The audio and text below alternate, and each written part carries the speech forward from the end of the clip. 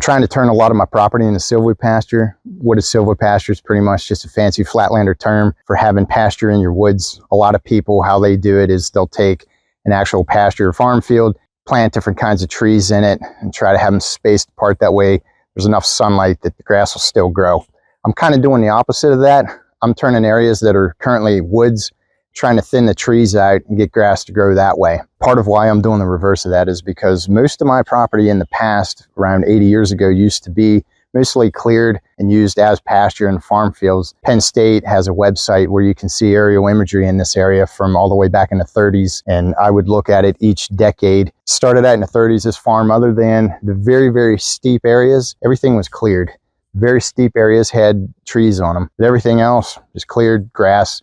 They cultivated it. And then every 10 years, the airplane would fly overhead and take the different snapshots. And you could see as each decade passed, it started out just the steep areas had the trees growing.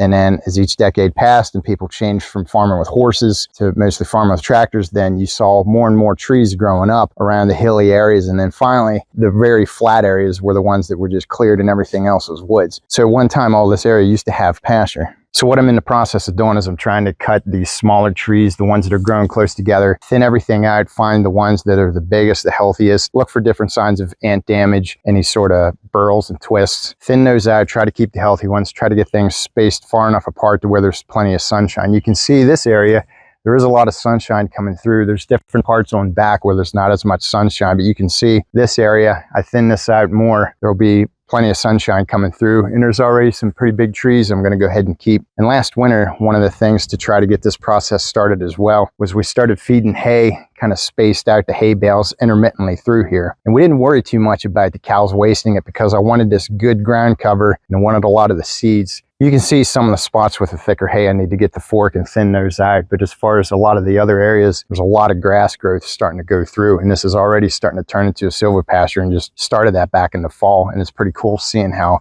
that's already starting to grow. As we get closer to summer and the trees start getting their full leaves on, it is going to have more shade and less sunshine. So I am going to make sure that I have all the thin trees cut, allow that sunshine in. Otherwise, it's really going to slow down the grass growth. Right now, it's mid-April. There's hardly any leaf growth. It's mostly just buds. Most of the trees, there's not too many evergreens on here to shade things out. So I'm getting a lot of that early spring explosion of growth. Areas of heavy leaf cover are going to act like a mulch to where you're not going to have much grass growth. But right now, that'll at least protect the soil. Some of the areas with thicker hay, if you just kind of peel those back, you can see grass growth in there.